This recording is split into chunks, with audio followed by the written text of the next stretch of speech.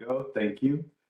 Good morning, everybody, and welcome to CPUC's webinar on the Rail Safety Division.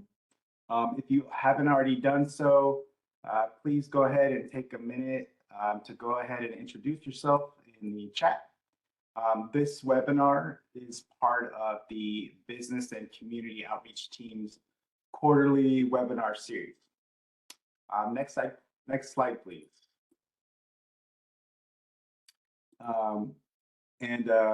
Sorry, we can skip one more slide. My name is Hector Corral, and I'm a local government and community liaison at the CPUC. If you don't already know who your local liaison is, please feel free to reach out to one of us, and we will be happy to introduce you. Our role is to assist you with any questions or when you need information on utilities within your jurisdiction, CPUC regulations, and our proceedings, as well as provide guidance on how to participate in our proceedings. Just a reminder to everybody that this session is being recorded, and we will post it to the CPUC website within the next couple of days. So it will be available for viewing afterward as well. And we'll also post the slides as well. Next slide, please. So we want to encourage everybody to feel free to ask questions during this webinar. If you do have a question, please put your question in the chat box. We will have a few opportunities throughout the presentation to ask questions of our presenter and to answer some of those questions. So again, please feel free to, whenever you think of a question, just go ahead and drop it in the chat box, and then we'll get to those during the Q&A session. Please try to avoid, any acronyms in your question, so that way we can make sure that we understand the question that you're asking. Next slide, please. Let's go ahead and get started. So I'm happy to welcome Roger Clugston.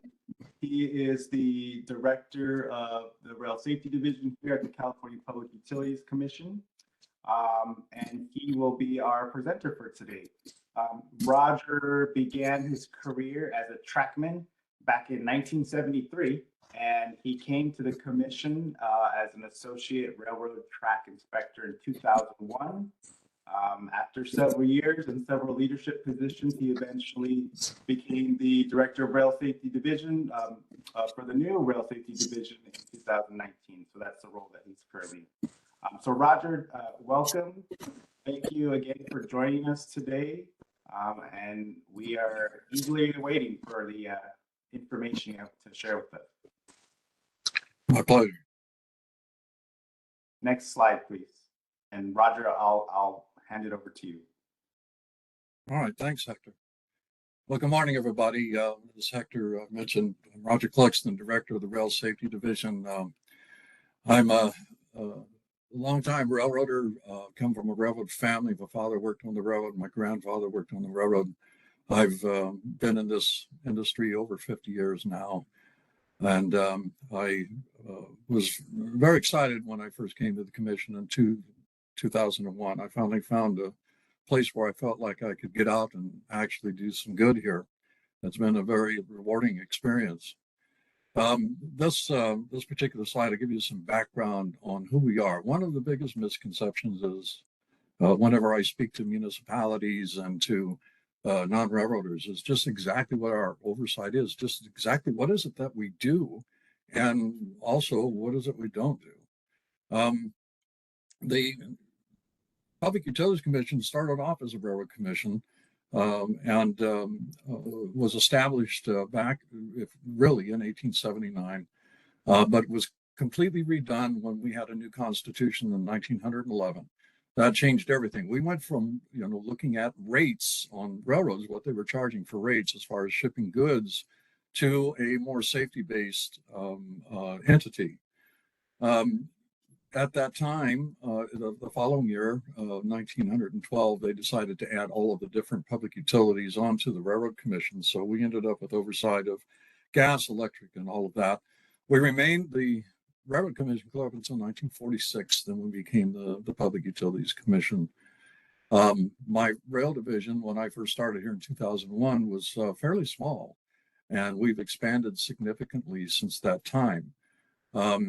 The Railroad Commission itself in 1911 was only 5 people, 5 commissioners, very few employees.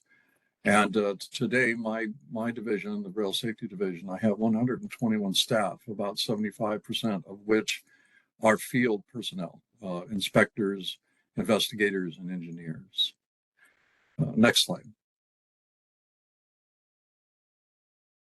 So the Rail Safety Division, we're made up of 3 branches. The Railroad Operations and Safety Branch has oversight over all freight and commuter lines. ROSB is the acronym for them.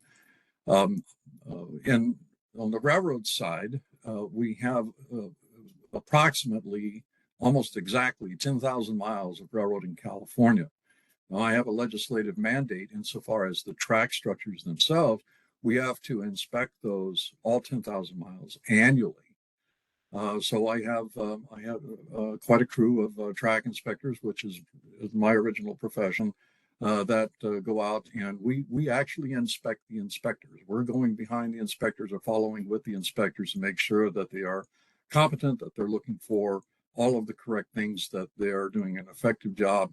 And then we identify inconsistencies and egregious situations, and we take further action. Now, my ROSB inspection staff are also federally certified. So not only do we just enforce state regulations, but we enforce federal regulations from the Federal Railroad Administration. And that covers everything: railroad operations, hazmat transportation, signaling systems, tracks and structures, and mechanical, which means rail cars and locomotives. I have also established within ROSB a bridge program where we're looking at railroad bridges, which has not been done before, and also looking at tunnels and the integrity of tunnels. Now, all railroads do have, engineers that look at their bridges and so on, but for our state and federal oversight, that's a pretty broad area. For example, the Federal Railroad Administration in the United States only has 5 inspectors to cover 85,000 railroad bridges in the United States. I have 2 to cover the 6,500 that we have in California. Well, there's a number of other initiatives that I've started within that group particularly. That's where I came from as a track inspector before I became director. My Rail Transit Safety Branch, we have oversight of 15 rail transit properties, 8 of which are fairly large. The others are fairly small. But that includes everything from Sacramento Regional Transit District, BART, to the funicular down in Los Angeles, downtown. They work in conjunction with the Federal Transit Administration, and they are a state safety oversight agency certified by the FTA. As a matter of fact, they set the bar for all other transit entities around the United States. Then the third branch is the Rail Crossing and Engineering Branch, or RCEB. They have authority over all at-grade crossings. That includes grade separations, in other words, overpasses, underpasses. And RCEB, we have a database that keeps track of in excess of 12,500 at-grade crossings in the state of California. At-grade crossings are always a big concern to municipalities, and so this is something that we discuss a lot. The bottom line for RCEB to keep in mind is that any alteration to any at-grade crossing, any change or whatever, any of that is being sought to be done has to be, we have to get permission for that to happen. And an application has to be filed. You may be familiar with 88B application to make changes. That has to be filed and has to be approved by us. We have to do our work before we can allow that to begin. All of our authority is vested in the California State Constitution under Article 12, which initially gives us authority over all railroads and rail guideway systems. That's pretty encompassing. I have a risk assessment engineering section. They assist me with looking beyond the regulations, which you'll hear more about as we go on today, and also watching the oversights and progress of California High-Speed Rail Project in the San Joaquin Valley and the Brightline West High-Speed Rail Project that's starting up between Victorville and Las Vegas. You'll see listed there some of the other things that we have authority over and work that we do, and we'll get into some of that a little bit more as we go on. Next slide.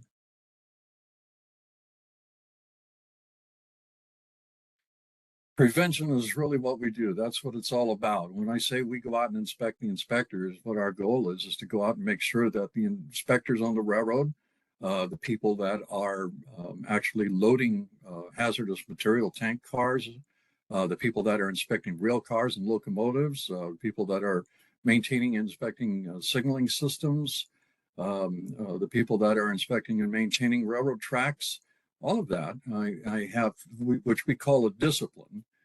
So operations is a discipline, rail car inspections or mechanical is a discipline, track is a discipline. We go out and make sure that the competencies are followed. And my staff is comprised of people with railroad experience, many of them going back quite a few years. As I said, I've been around 50 years, but I have some employees that actually have more time in this industry than I do. So I'm always looking for people with great experience. That helps a lot to be able to go out and to identify inconsistencies in railroad operations, inconsistencies in maintenance scheduling, such as rail head wear, things of that nature, more technical stuff. But it's important that we are able to communicate with a railroad entity or rail transit entity and let them know that either their staff that are doing the work of daily inspections is competent or needs more training, doing a good job, not doing a good job, or whatever issues we do find out there. We make sure that they're able to effectively understand what is the necessary immediate remedial action that has to take place to protect train passage or transit rail passage. Next slide. These are some of the concerns that we have within the division. One of what I mentioned earlier about looking beyond the regulations, part of my risk management process here is, we come across unsafe acts, conditions, or situations that are not covered by by regulation. Not everything is covered. There may not even be an appropriate railroad rule, or it may be in that gray area where we have concern. Well, we still address those situations with the stakeholder, whether it's actually a railroad company or an industry track that's receiving hazmat or perhaps receiving grain or something like that. They may have their own locomotives and rail cars that they shuffle around to do their conduct their business. Any of those entities, we're looking at every aspect of safety, and if there is no rule that's covered, then we'll go and we'll sit down with the stakeholder and we'll work to compel them to mitigate the perceived condition. That allows us to not feel like we're hamstrung merely by regulation. Now, not only do we enforce state and federal regulations, but when it comes to railroads, we have the ability to enforce a railroad's own safety rules, a railroad's own operating rules, and take civil penalties against them. We can take civil penalties against the railroad for egregious conditions, whether they're in noncompliance with federal regulation, and we have a citation process here at the state if they're in noncompliance with any of our state general orders or public utility codes that are applicable to railroads and rail transit systems. You'll see down at the bottom there, safety solution examples, a risk management status report. That is one of the best tools that we have. That's where we're able to identify something that isn't necessarily covered by rule or regulation, or to emphasize a regulation that is habitually being broken or is not getting the systemic attention that is needed by the railroad officials. So we can make out this RMSR, Risk Management Status Report, and identify those conditions and use that as a compelling tool to get the entity to make some sort of remediation on the issue. We also participate with Operation Lifesaver. I think most of you are probably aware of them. OLI does a great job of trying to work with the public to get them to understand that, you know, you need to stay off of railroad tracks, stay away from railroad tracks. They're not a place to walk along or be around. And they do some excellent work. They hold they attend many gatherings. They hold different seminars, and just about anybody can become a Operation Lifesaver presenter. So if you represent, you know, your whatever agency you're with, if you don't have an OLI presenter, you should consider doing so. And you can look them up online at Operation Lifesaver. Becoming a presenter is a lot easier today than it used to be. It can mostly all be done online. So I would encourage you to look at that if you're not familiar with it. Next slide. First section of questions here. So, Hey, hey, Roger, it's Andrew. Andrew, I'll be taking on the question. So just to remind everyone, feel free to put any of your questions in the chat, and we'll do our best to go over them at every Q&A session. And at the very end of Roger's presentation, we will have at least one last one. I do see that there is a question coming in. How are concerns reported to be investigated? Good question. So there's a couple of ways that works. For example, let's talk about an incident that happens, whether it's a vehicle versus train or a trespasser versus train or a derailment. When we get notification of those, and we have rules about the railroads when they have derailments and things of that nature, or issues, especially where there's injuries, loss of life, things of that nature, that they have to report to us, and they do that by reporting it to the Office of Emergency Services, OES. OES in turn notifies us, and then we will field an investigation. We'll work often in conjunction with maybe the Federal Railroad Administration, maybe the FTA. Sometimes we work in conjunction with entities such as the Coast Guard and others to look into like hazmat shipment issues, hazmat releases, things of that nature. Things that are identified by the public usually are through informal complaints that come to us, come to the CPUC. We take all of those seriously. We investigate all of them to see if there's any foundation to what the claimant states, and we'll take the appropriate action. And as I mentioned before, in egregious conditions, we have the ability to recommend civil penalties. Thanks, Roger, for unpacking that question. There is a question about homelessness, but I think I'll save it because I believe you're going to go over that later.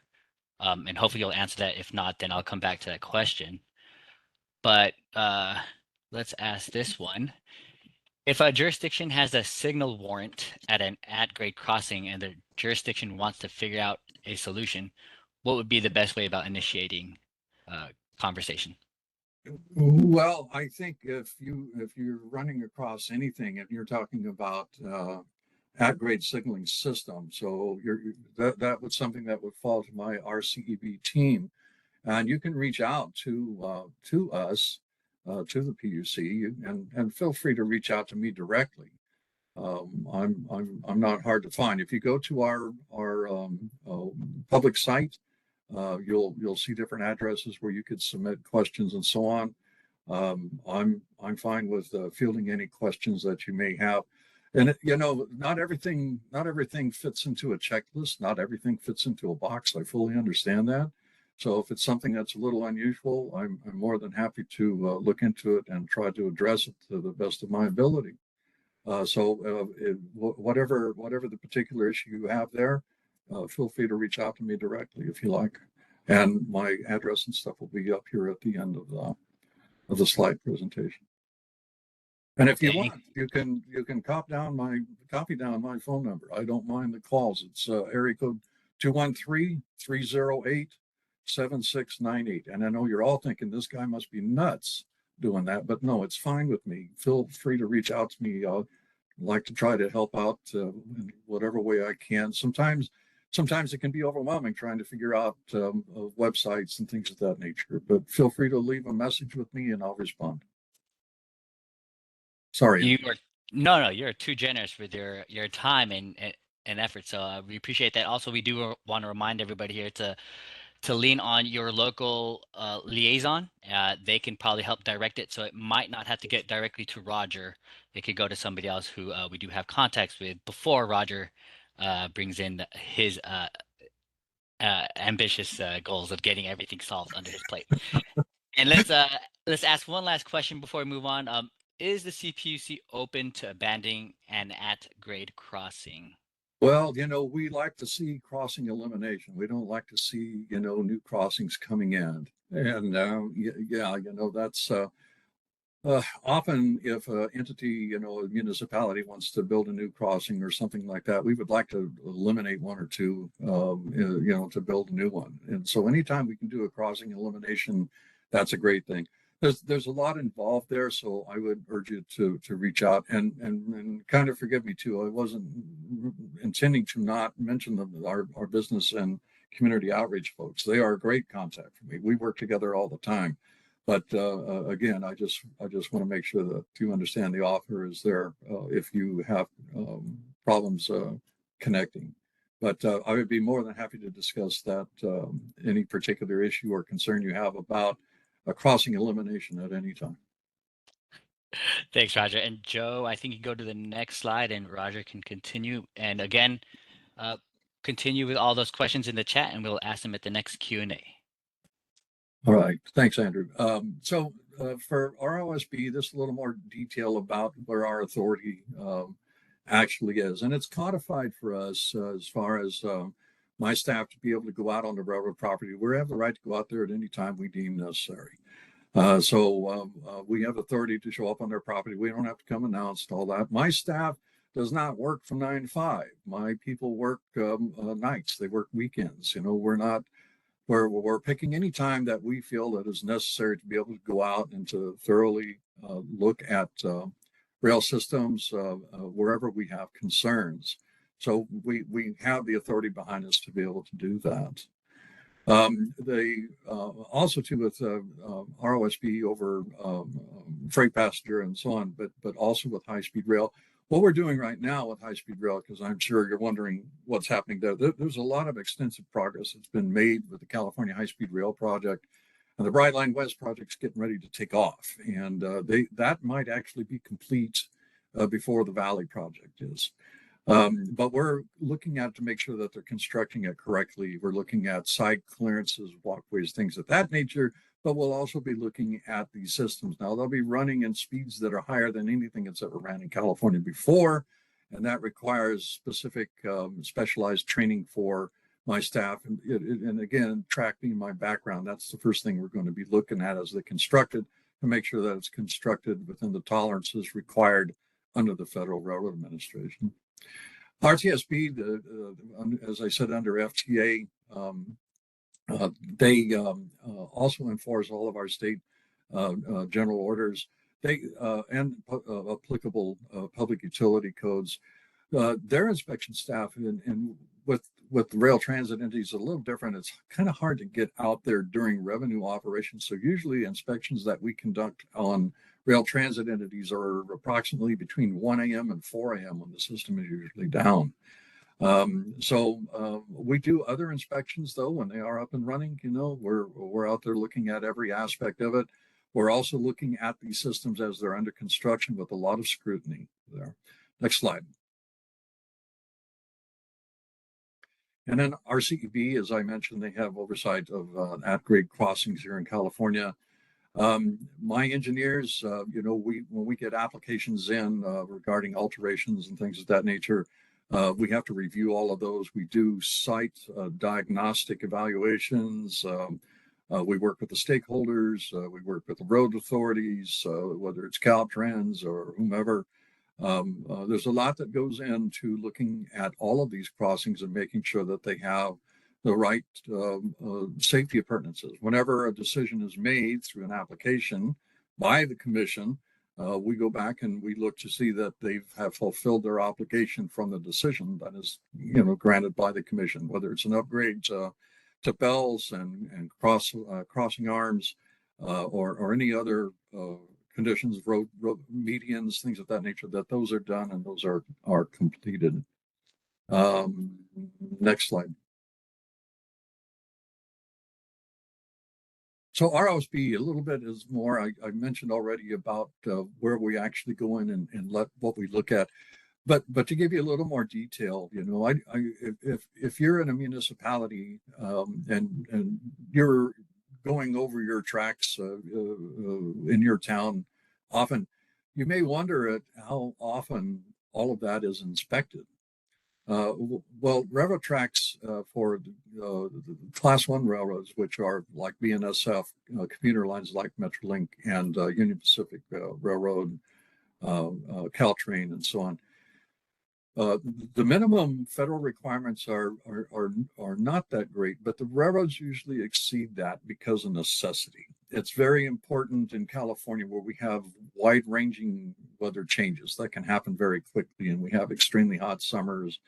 But we can go from moderate temperature days to cold temperatures at night.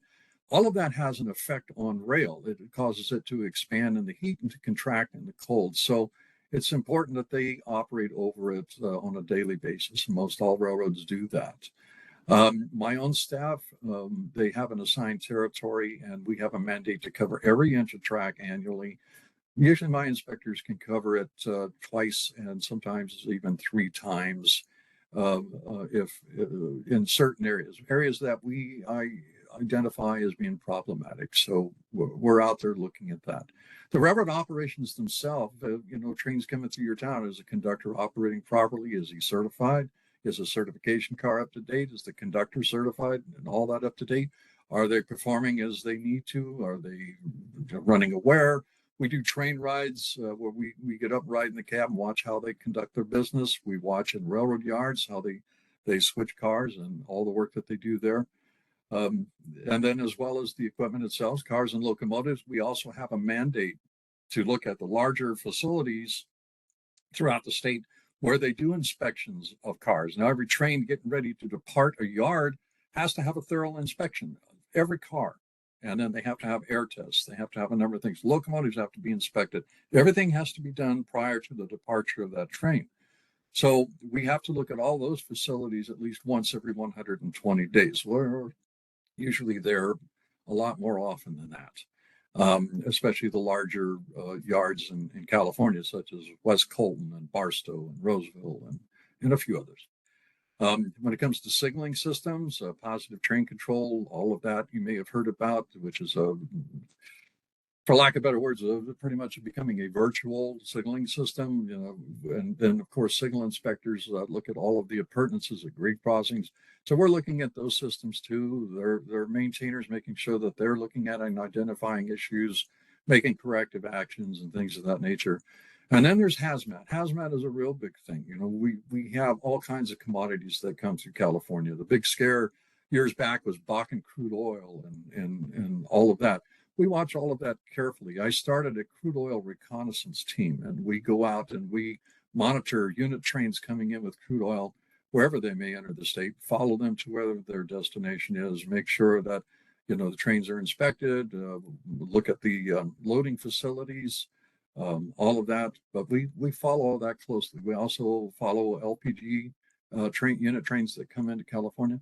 But it's not just a matter of them all coming on one train. They have what's called a manifest train or a mixed freight train. So we can have any type of hazmat commodity come in. That's why we go and randomly inspect rail yards and other locations to catch cars where we can to take a sampling. We also spend a lot of time down at the ports, whether it's in Oakland or the Port of Los Angeles or Long Beach. But as the containers come off of ships and are directly loaded to rail cars, if we're looking at the placarding for hazmat, and we go in, if it looks, the placarding looks inconsistent, or there's other signs that we see that make us wonder if this is properly packaged. In other words, is it properly stored inside? Is it in the right container? Does it have the right shipping paper? We'll cut open containers and we'll go in and we'll look at it in conjunction with the Coast Guard and the safety personnel at the ports. So the work that we do is pretty in depth. And as I said, we look at bridges, we look at tunnels, we look at all that. Next slide. These are some of the projects that I have. I mentioned a few of these already. The bridge program, the high-speed rail, we're looking at all of that. I also do a heavy grade audit project where we're looking at steep grades like coming off of Donner, coming over Dunsmuir, down through Beaumont, Tehachapi Pass, all of that to make sure that when a railroad is moving a train from point A to point B and they're going through sinuous curved areas and mountainous regions, that they're putting the train together. In other words, they're placing the cars in the appropriate spot so that they're not causal in a derailment. And we're looking at many other factors, how the train crew handles the train.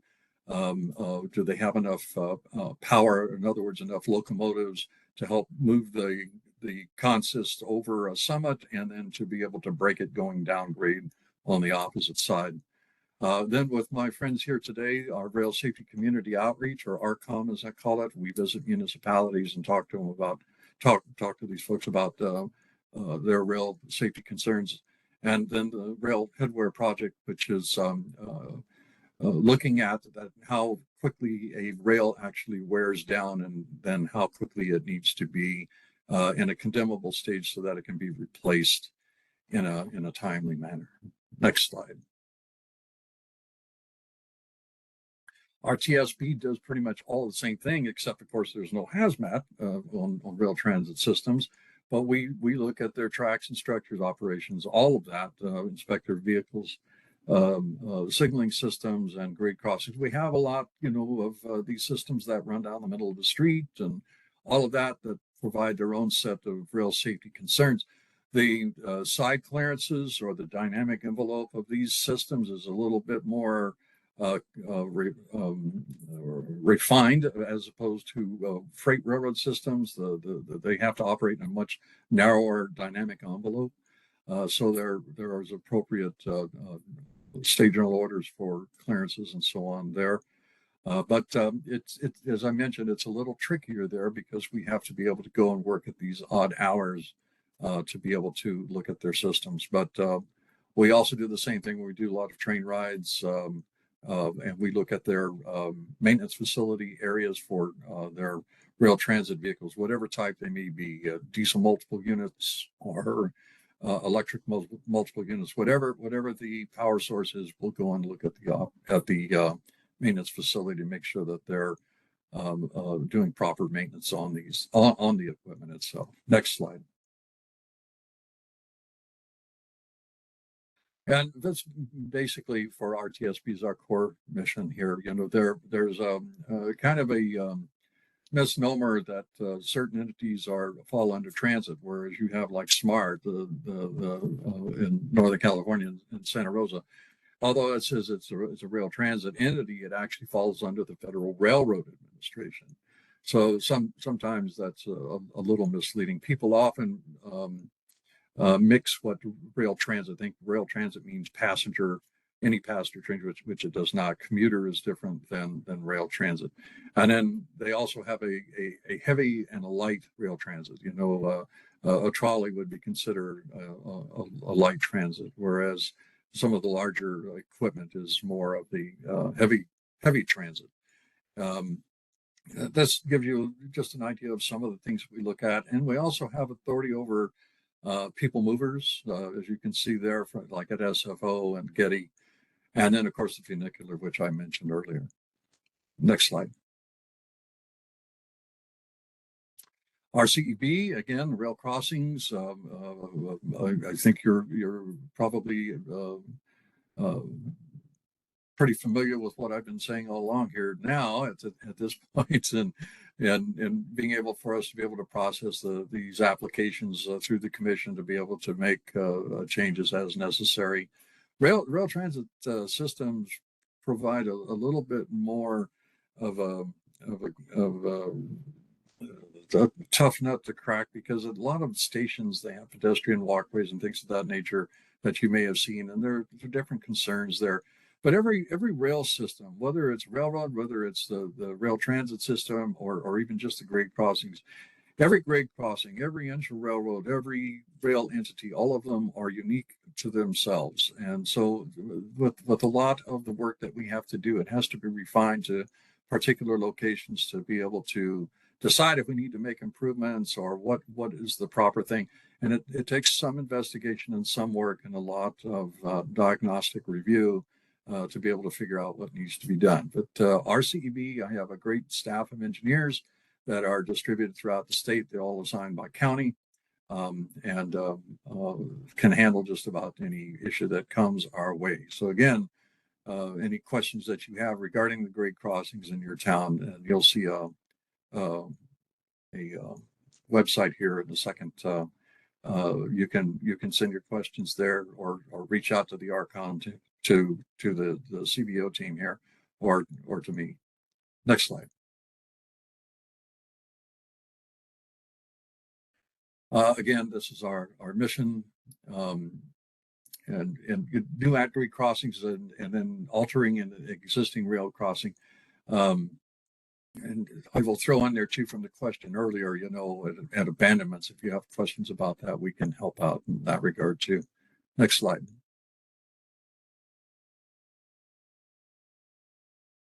So basically what they do, what my staff does, here it says we're to eliminate the rail crossings through the crossing closure or grade separation. That's also something to look at. If you're looking at eliminating grade, is it possible that it's a candidate for grade separation? In other words, an overpass or an underpass? That's an extensive conversation, but I'm always happy to have that, and I can always hook you folks up with my experts that administer the 130 and 190 programs. But we'll get into that in a second. Next slide.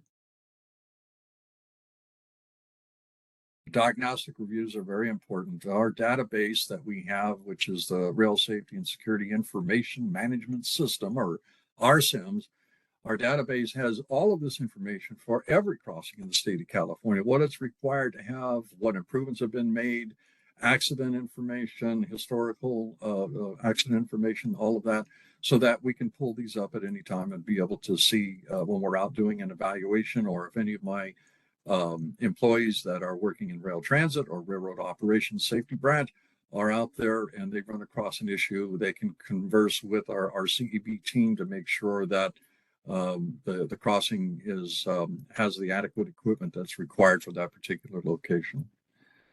Next slide.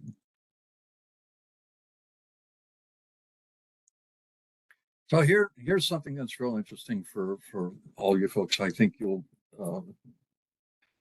need to be aware of, and you may have seen some of this in the past, I don't know, but this kind of really explains about stopping behavior at grade crossings, because through any municipality, we're always running into where people do not want to be inconvenienced by a train crossing, and people will inadvertently try to go around the gates, or will do so on purpose, or think that nothing's coming, or think that the gates aren't working properly, or a million other scenarios that I've run across in the last 50 odd years here in this business. And this particular strip of red, that indicates the dynamic envelope of that we're talking about. In other words, anything within that particular area there, something's going to get nailed. It's going to get hit. Somebody's going to get injured. If you're out in the yellow areas, probably not, but you need to avoid all these areas. People don't understand what stop bars or limit lines are for, or why the gates are out so far, and all of that. And especially at a passive crossing, which means if it's just a crossing that has no flashers or gates, but it's just the standard railroad post with a cross sign up there, it says railroad crossing, that's a yield sign. that means that you have to pull up, you have to look both ways before you cross the track. You have to yield there. But a lot of study has been done for decades trying to figure out what's the best way to try to make people aware of the dangers of at-grade crossings. And in California, unfortunately, we have lots of vehicle versus train incidents. We have lots of trespassers that are killed and injured. It's fairly overwhelming. But even with the best safety devices out there, you often find where the public is just, they don't want to be inconvenienced, so they'll take a risk, especially like areas like at ballparks and things of that nature. We've had times in the past down at Padre Field, San Diego. We had a mess down there for a long time where trains were being parked and people would be going to the game. Even worse when they're coming back after they've had a few beers and everything, and they want to crawl through the cars, all of that. These are all things of great concern to us, and trying to figure out, the best ways that we can alter that behavior. So, in certain locations where trains are parked or where they're blocking crossings, we try to compel the railroad to relocate where their crew change points are. In other words, where they're changing one crew leading that train with another. Maybe you need to move that back further. You need to move it ahead so that the crossing isn't blocked, or so that they're away from, some of these event areas, things of that nature. But there is no one fail-safe thing here. No one safety feature that's going to work completely 100% of the time. Next slide. Driver responsibilities. This is, something that they talk about a lot too in like Operation Lifesaver, and something that we talk to municipalities about. Most people, as they're coming up to a grade crossing, if it's equipped with gates and flashers, if they're not flashing, they're not looking left, they're not looking right. If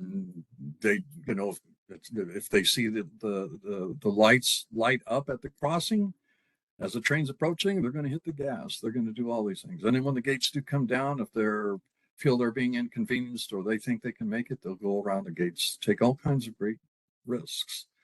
And I think every driver pretty much knows that they should stop and they should wait. But the inconvenience gets to them, and that's what compels them to make really poor decisions. Next slide. Next question. So, Andrew? All right. Thank you, Roger. It's a lot of information taken. We do have a couple of questions, and if I don't ask a question now, it's because I do believe Roger's going to address it later still. So I do have a couple of questions on queue. But Roger, could you talk about quiet zones in terms of the process to get one applied to your area, and maybe the steps, what it takes, and then the timeline? Yes, that also is an in-depth thing. I'll be more than happy to talk to you about a quiet zone, but I don't consider quiet zones a safety feature. They are not. A couple of things about quiet zones. It can be applied for, it can also be obtained, but what it does not do is to keep the locomotive engineer from using that horn whenever he deems he needs to. That's still the ability that has to be afforded to them. So the quiet zone itself may be practical in some cases, but even if it's there, and trains coming along, the locomotive engineer sees somebody too close to the tracks, or anything else that may come up that he feels he needs to utilize his horn to notify somebody or something that they're approaching, then he has the right to use that horn. So it may or may not benefit you. But what I would say, again, this is a fairly drawn out process. It can be applied for, and I do have staff on board that can help you work through that. So I would just urge you to reach out to me, and we can talk about that. I can hook you up with my staff who can help you go through the process and answer all your Q&A. Also, if you go to our website, a lot of the things that you may have, our public website, and go to Rail, there's a lot of information there, our regulations, a lot of Q&A stuff that's there that you may find helpful. that may answer your questions, feel free to please look at cpuc.ca.gov and go to the regulated section there, and you'll see where it says rail and all that. But I'll be more than happy to talk to anybody. But again, I do not consider quiet zones as a rail safety feature. Thank you, Roger, for explaining. And yes, definitely a lot of the questions on here can be answered at that rail website at the CPUC. I'm going to go ahead and ask this question about the homeless camps because as a public safety agency where tracks do run through the city, homeless camps are an issue with increasing foot traffic, and sometimes homeless individuals dig into embankments. So do you have any suggestions in the best route to take for these types of hazards on or within the safety zone of the tracks? Yeah, you know, and homelessness in homeless encampments, they're the 800-pound gorilla in the room at every conversation, aren't they? You know, one of the things that I did, I started a trespasser homeless railroad encroachment study, or TRES, that we have taken on. We've been doing for a while, and what we're trying to do is to reach out to municipalities, other communities, large, small, and make sure that they the concerns that they have a good connection with the railroad and law enforcement and so on about how to deal with these things.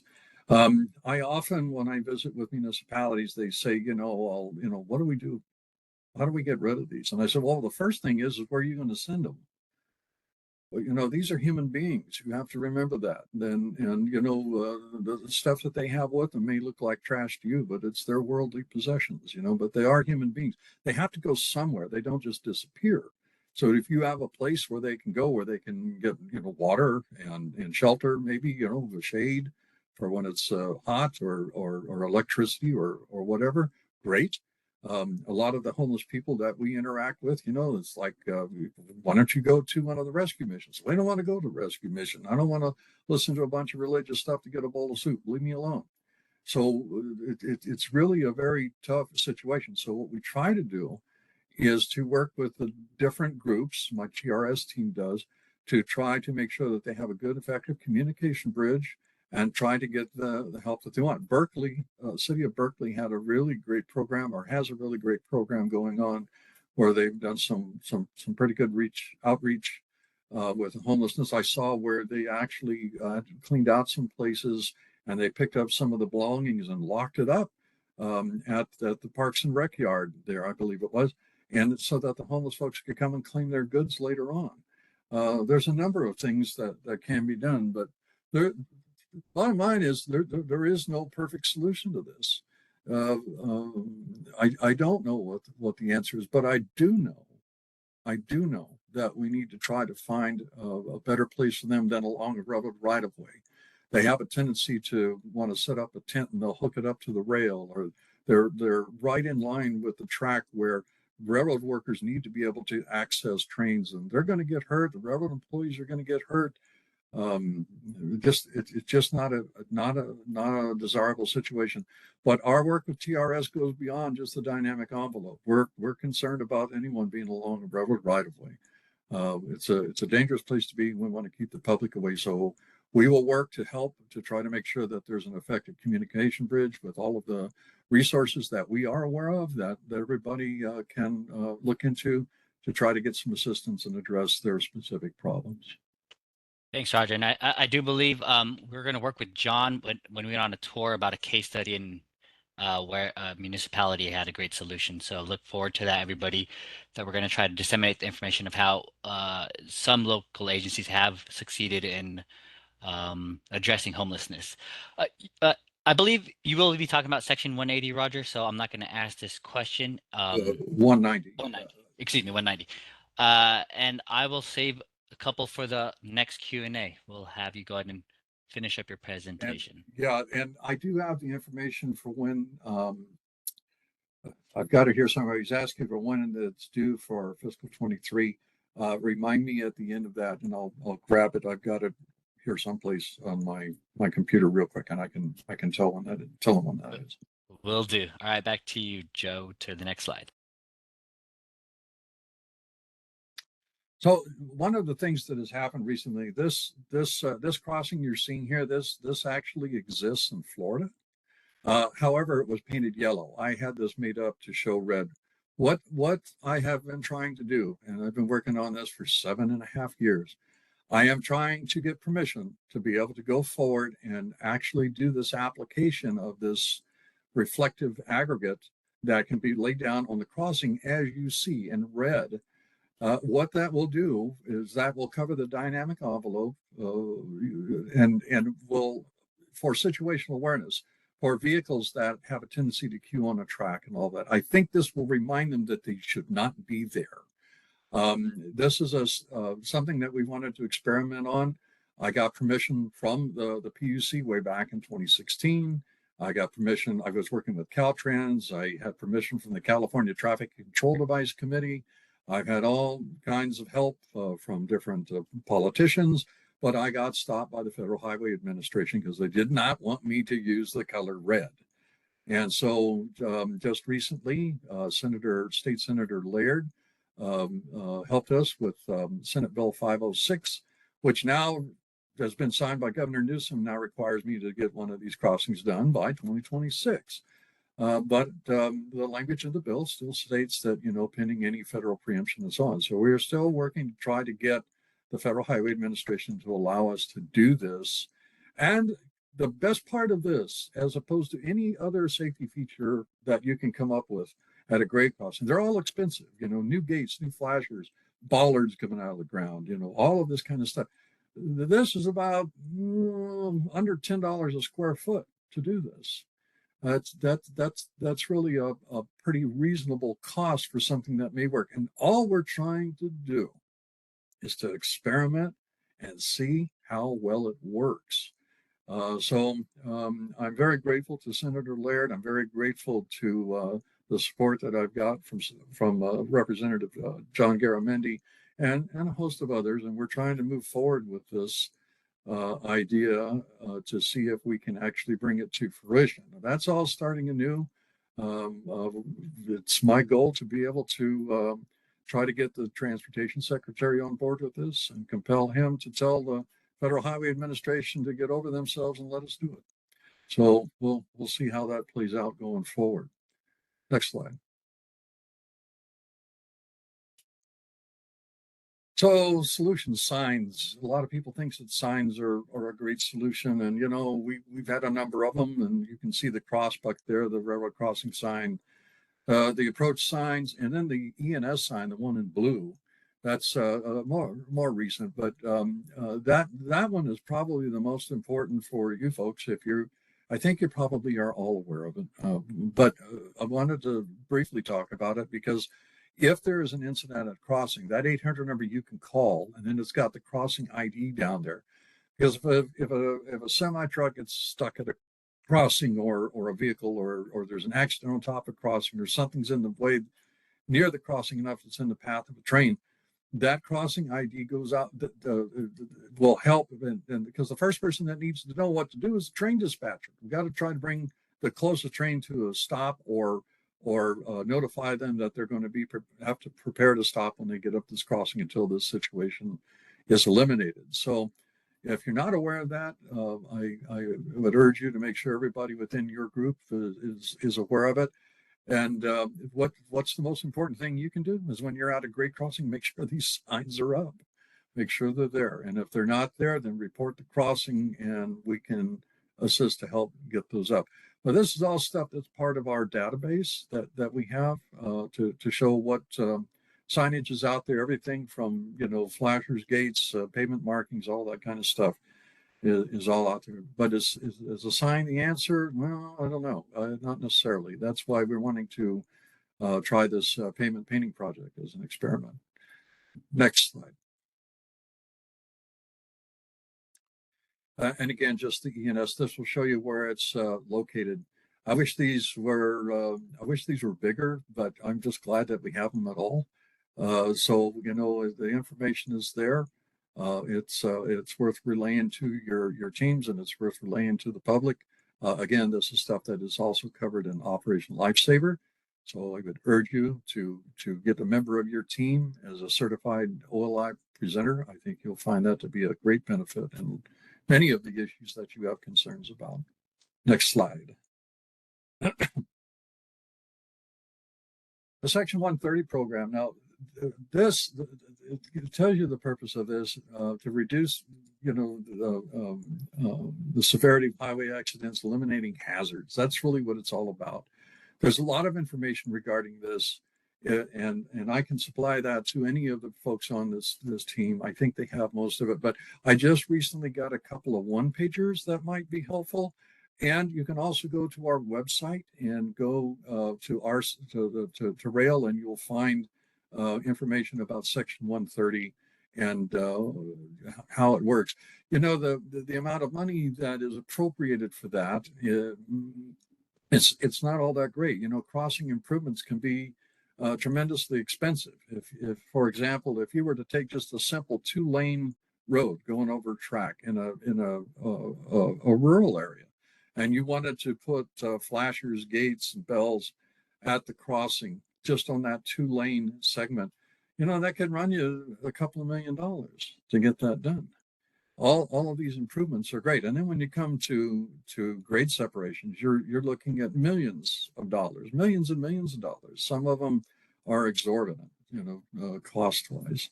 But these programs help some, but you have to get in, you have to participate. And I can give you all of the particulars if you want to reach out to your RCOM, your BCO representative, and we can get this information to you if you can't find it on our site or if you have other specific questions. Next slide.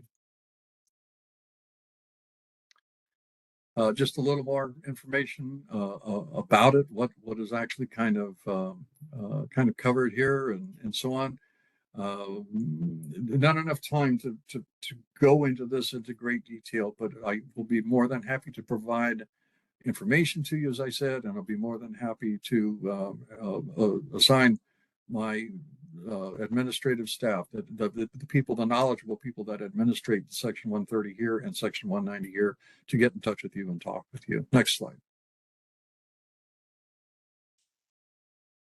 Section 190 is for the grade separations, so over and under. And you can see the not a whole lot of money there. I mean, 15 million, you'd be lucky to do one, maybe two at the most, but I've seen them where they've been up to, you know, hundreds of millions of dollars to get these done. And it is a process, you know, it's like any of these things, it's jumping through some hoops and all of that. But I'll be more than glad to provide the information to you. Next slide. A little bit more.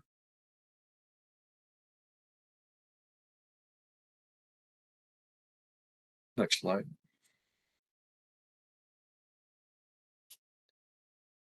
So a couple things here, you know, for yourselves, and if you're with the municipality and so on, one of the things that we have found with working with the BCO team, or as I call them, my RCOM team, a lot of the municipalities that we have visited, they don't have an effective communication with the railroad. In other words, they're probably speaking to a lower level railroad manager that may not really have the authority to make the proper decisions that are needed to be made. And the reality of that is that railroad employees come and go pretty quickly these days. It's not like when I first started, you know, the people stuck around for, you know, 40, 50 years before they retired. And that just isn't the case anymore. So a lot of these officers are only there for maybe, you know, 6 months, a year, 18 months, and then they're gone. So the railroad officer that you've been communicating with today may not be there in 2 weeks. So if you're having difficulty establishing that communication bridge, reach out to the BCO folks here, and we'll get with my staff and make sure that, you know, the information we have is up to date, and we'll get you the pertinent officer for that particular area.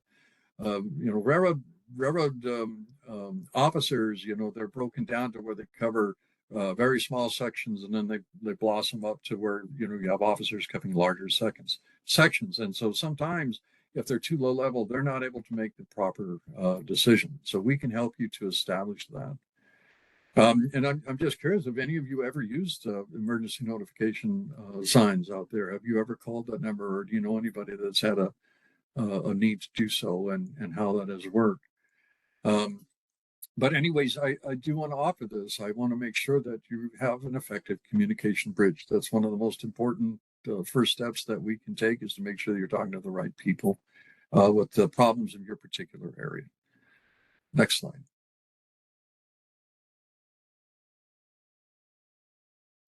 And again, I've mentioned TRESS. This is the program that we're doing, but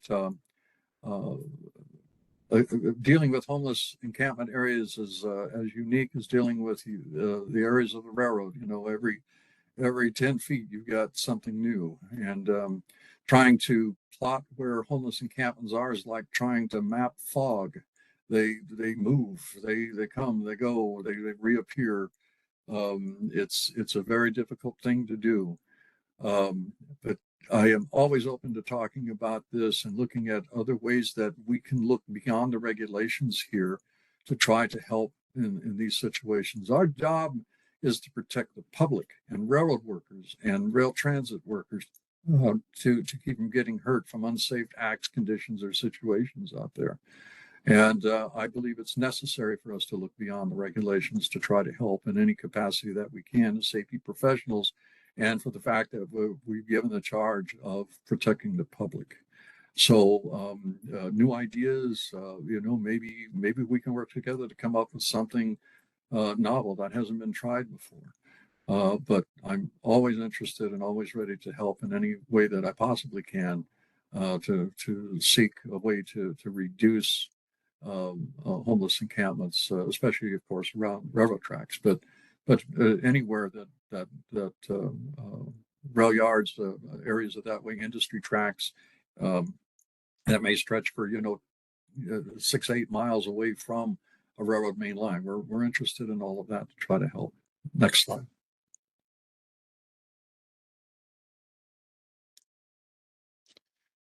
Here's information for RCV regarding railroad grade crossings. You can reach out here at this website. Most of the stuff that you guys may have is that are of issues to and concern crossings. So here's your best place to ask questions and make contact. But please, again, make sure that the business and community outreach folks on here today, that you're reaching out to them as well. You can reach out to me, as I've said, but we want to make sure that we get your questions and concerns, and we do our best to try to address them. Next slide. OLI, as I've mentioned before, here's just a little bit of information. Some of my staff that participate, we attend events. A lot of these guys do these on their own time. This is not just something they do on state time. They do this on their own time. So again, I would really urge you to look into OLI for yourselves and the particular entity or agency that you work for. Next slide. And this is some of my team. I'm afraid this picture is from 2016, and the one down below is like 2018 at the one of the high-speed rail projects in the San Joaquin Valley. Some of my folks have retired, and I've hired new ones, and I'm getting kind of old myself. I don't know how much longer I'm going to be around, but I have a lot of things that I'd like to see get done first before I pull the pin, as we say in the rail industry, and retire. But I've got a great team of people, and I tell them all the time, no one of us is as smart as all of us. And these are some very talented people. We did an estimation one time at one of our meetings a few years back. We had about 40 attendees. And we ended up with something like 996 years of railroad experience among that group of people. It was pretty amazing. Next slide. Questions? Roger, thank you for that. And it probably would have been great to end the presentation at your last words of advice that no one is smarter than all of us. I probably butchered what you said, but we do have a couple of questions, and being cognizant of the time, we'll call this a quick lightning round, Roger, just so hopefully you can answer these questions. Um, for the Section 190 grade separation program, I think you said you had the date that it was due for the fiscal year 25. Yes, and real quickly here. Let's see.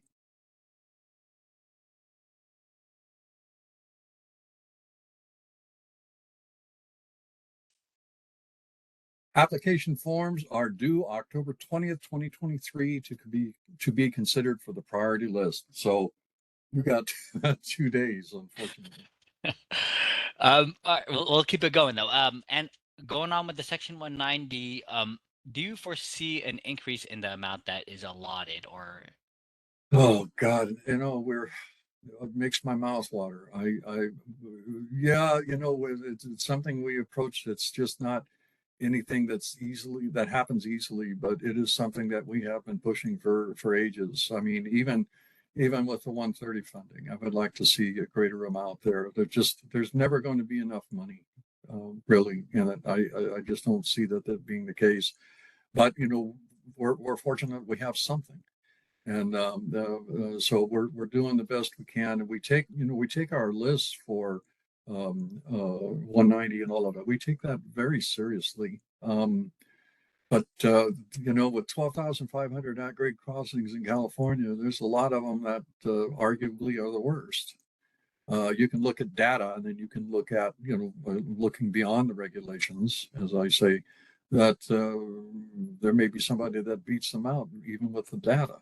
So we're always going to push for it. I don't know that it'll come to fruition, but I'm hopeful that it will. Thank you for that.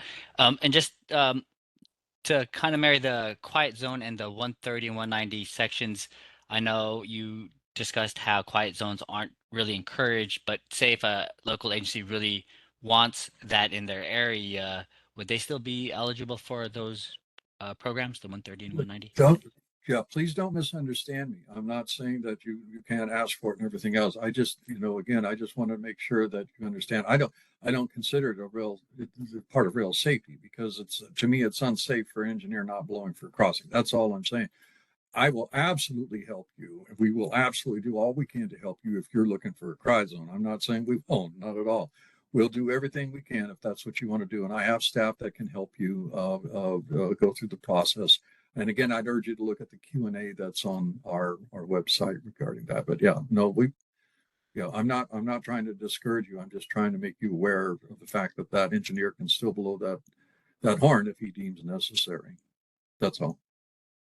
Thank you for the clarification. And then there's just two quick questions on, I believe there would be the railroad company responsibilities is who's responsible for railroad easements, maintenance, weed dumping, and trash, and as well as does the CPUC have any provisions on graffiti abatement? Yeah, very, very good questions. Again, let's address the trash and stuff along the railroad right of way. Where the push comes to shove, there is what is the railroad's easement at that location? In other words, the property that they build their tracks on. You have to understand that some of the easements in California were granted by President Lincoln, so they go way, way back. But usually, to kind of qualify what that easement is, you take a single railroad track from the center of the track on each side. It's usually 50 feet.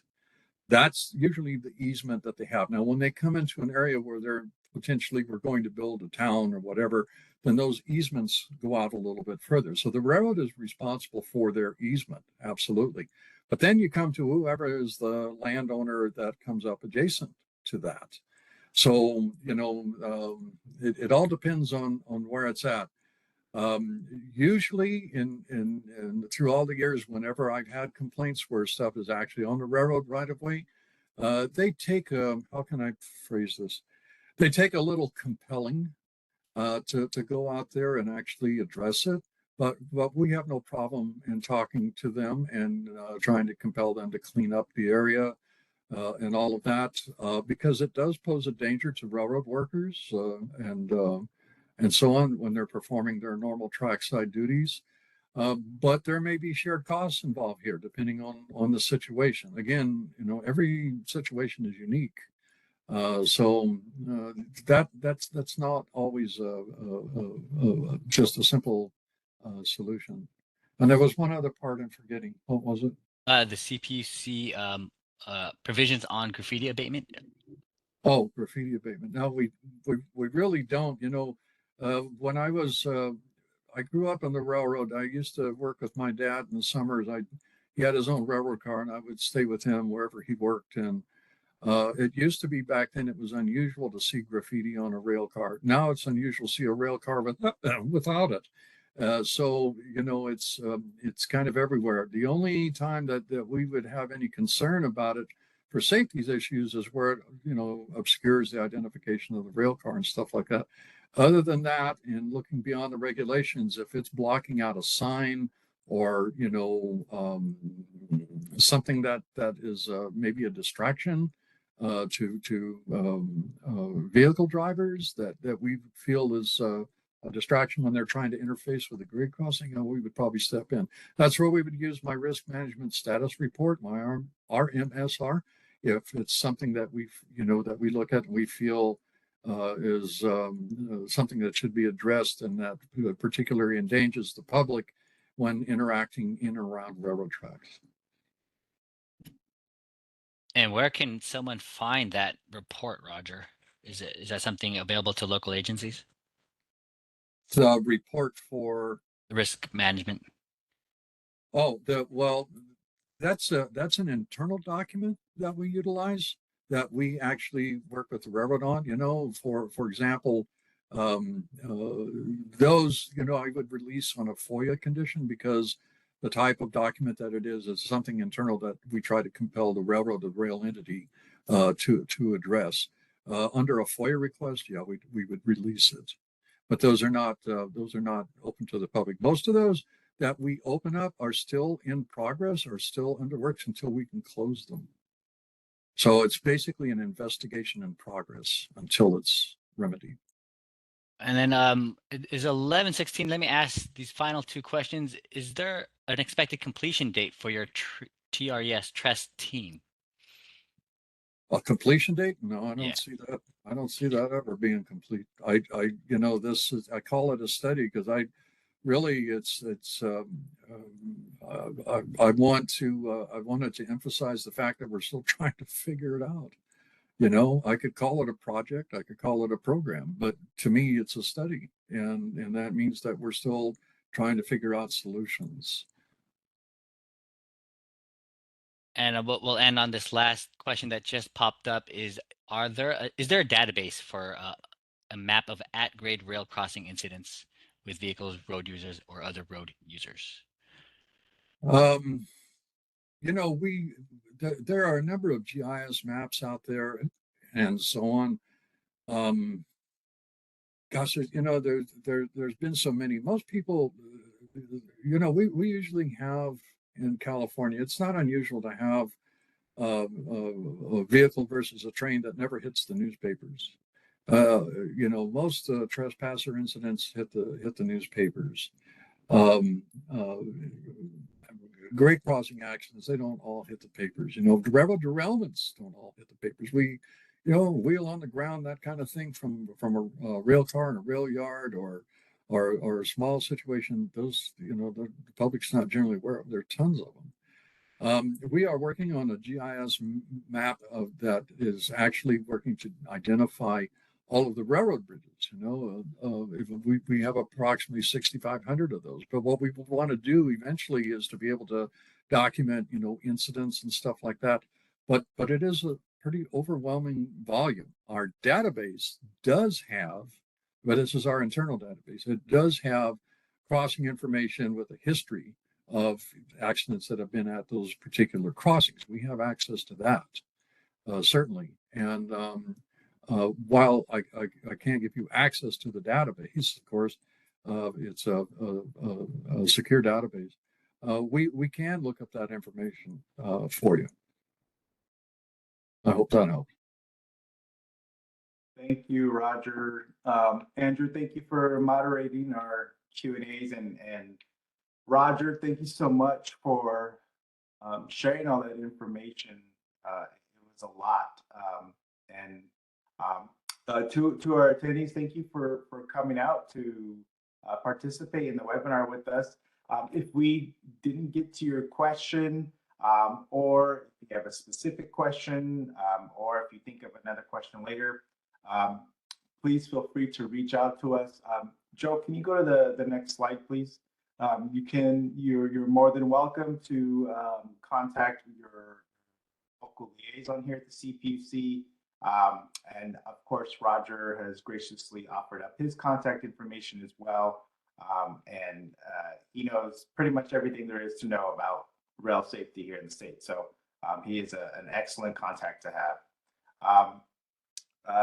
Roger, any last parting words you want to share with the group and our attendees here? Yeah, and I have to tell you too that, in the regulatory business of dealing with railroads, there's nothing that's black and white, there's a lot of gray area here. There's a lot of areas that is complex in nature when it comes to trying to resolve issues or apply remedial actions of any type. And believe you me, in 50 plus years of this business, there's a lot of frustration here in being able to bring things to a successful conclusion. But fortunately, we do have these regulations. We do have the oversight that we do. We have the ability to go out there and look at it at every aspect of the rail industry at any time that we want. Often too, you're going to, as far as the public is concerned, when it comes to regulatory entities, I'm not going to be able to supply you with the answer you're necessarily looking for.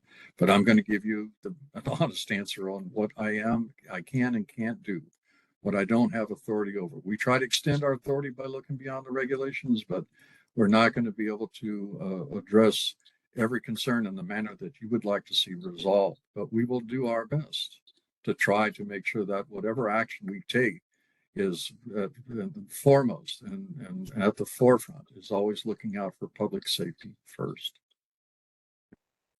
Thank you, Roger. We appreciate that. And with that, we'll go ahead and conclude. Again, this will post to the CPUC's website, the recording of this webinar. Thank you again, everybody, so much for your participation today. Thank you again, Roger, and take care, everybody. We can go ahead and stop the recording here. All right. Thank you all.